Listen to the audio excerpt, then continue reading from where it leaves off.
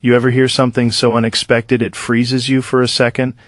I mean, Judge Judy, the woman known for never holding back, just said something about Islam that no one saw coming. It wasn't criticism, it wasn't flattery, it was something that left people asking, wait, did she really just say that? And that's what got me thinking, man, because when someone like Judge Judy, who spent decades absolutely roasting people in her courtroom, suddenly says something thoughtful or nuanced about religion, especially Islam, people lose their minds. Some people cheer, some people freak out, and a lot of others just sit there trying to figure out what side they're even supposed to be on. So here's what happened. She was on some interview. You know how she talks, real direct, sharp, like she's got no time for nonsense. And they asked her about moral values today. Like, do you think society has lost its sense of right and wrong?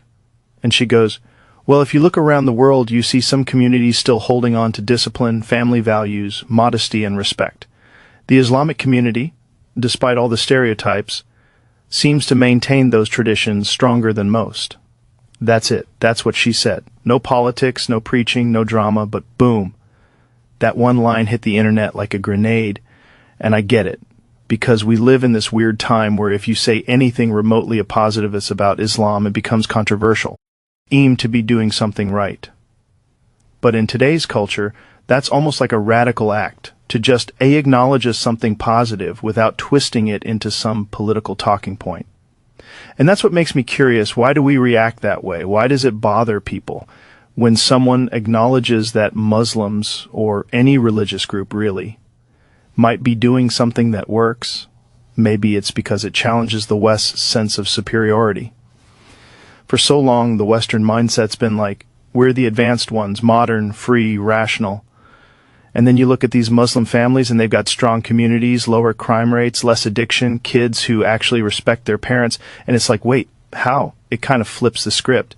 It's almost like we've confused freedom with chaos, and that's not a knock on freedom. I love freedom. I mean, it's the foundation of everything we believe in here, but freedom without responsibility just becomes noise.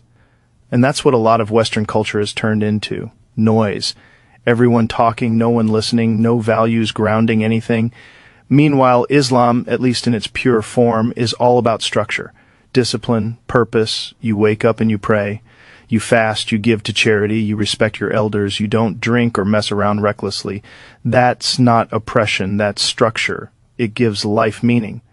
And I think that's what Judge Judy was reacting to. She's old school, man. She came from a time where morals weren't something to be ashamed of, so when she looks at a community still holding on to those old school values, modesty, respect, family, she's like, maybe that's what we've lost. And I think a lot of Westerners secretly agree with her. They just don't know how to say it without sounding like they're picking sides, because the second you say something nice about Islam, people think you're making a political statement. It's like, no, it's just an observation. And the reaction to her comment proved exactly what she was talking about. Half the people online were like, wow, good for her, finally someone said it. And the other half were like, how dare she romanticize Islam? It's wild. She didn't even praise the religion. She praised the values. But people can't separate those things anymore. And that's what's interesting about our time. We've made everything tribal. Everything's us versus them. Even conversations about respect or discipline turn into culture wars. But here's the thing. You can admire something without joining it. You can respect Islamic values of modesty or family without being Muslim. Just like you can respect Buddhist mindfulness without being Buddhist.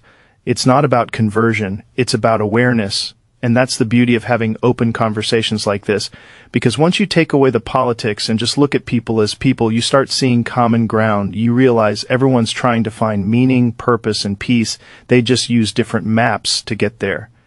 Islam, for example, gives people a roadmap for how to live with intention, and a lot of people in the West are searching for that. Through therapy, psychedelics, self-help books, podcasts, all of it, we're all trying to fill that same hole, the need for structure and peace in a world that feels like it's spinning faster every day. And maybe that's why comments like Judge Judy's hit so hard, because people feel that emptiness. They look at a world where everything's temporary, relationships, jobs, attention spans, and they crave something timeless. And whether you agree with Islam or not, you can't deny that it offers something timeless. I've had Muslim guests on my podcast, and it's always fascinating to hear how they describe their faith. It's not this angry political thing the media sells you. It's more like, this is how I stay disciplined, how I stay grounded, how I connect to something bigger than myself. And when you hear it straight from them, it's hard not to respect it. And that's the thing. Respect doesn't mean agreement. It just means understanding that someone else's path might be working for them. And maybe we can learn something from that. I think Judge Judy tapped into that, maybe even unintentionally. She just saw something that made sense to her. People living by principles, and said it out loud. And in a weird way, that honesty is what makes her so powerful. She doesn't say things to be liked. She says them because they're true to her. And that's why people listen, because she's not known for pandering or sugarcoating. When someone like O'Hare acknowledges something that goes against mainstream opinion, people pay attention. It's also interesting to think about how the Western perception of Islam is slowly changing. Like 20 years ago after 9/11, there was so much fear, man, so much anger and confusion. But now you've got more people actually learning about it, reading the Quran, meeting Muslims, realizing it's not what they thought. There's this quiet curiosity growing, and maybe Judge Judy's comment is just a reflection of that, this shift from fear to curiosity, from those people to what can we learn from them? And I think that's healthy, because we've got to reach a point where we can talk about religion, culture, and values without it turning into a war. We've got to get back to the idea that different perspectives can actually teach us something. You know, there's this line from one of my guests that stuck with me. He said, "The West is obsessed with freedom, but the East is obsessed with peace." And that's such an interesting contrast, because freedom without peace feels hollow, and peace without freedom feels suffocating, but somewhere in the middle there's balance. Maybe that's what we're all trying to find, that middle ground, the discipline of faith without the rigidity, the freedom of the West without the chaos. It's a hard balance, and that's what makes these kinds of conversations so important, because when someone like Judge Judy says something that makes everyone uncomfortable, that's a good thing. Discomfort is where growth happens. It makes us ask better questions, like, what is morality in 2025? What does it mean to have values when everything's digital, temporary, and filtered through algorithms? Why do we get defensive when someone points out that another culture might be doing something right? Those are the real questions. And I think deep down, people are tired of the fighting. They're tired of being told who to hate, what to fear, what to think. They just want to understand. And maybe that's why this clip of Judge Judy blew up, because it wasn't political, it was human. She wasn't trying to make a statement. She was just being honest. And that honesty hit a nerve.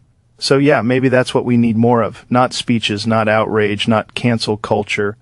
Just honest conversations about what we see, what we feel, and what we can learn from each other.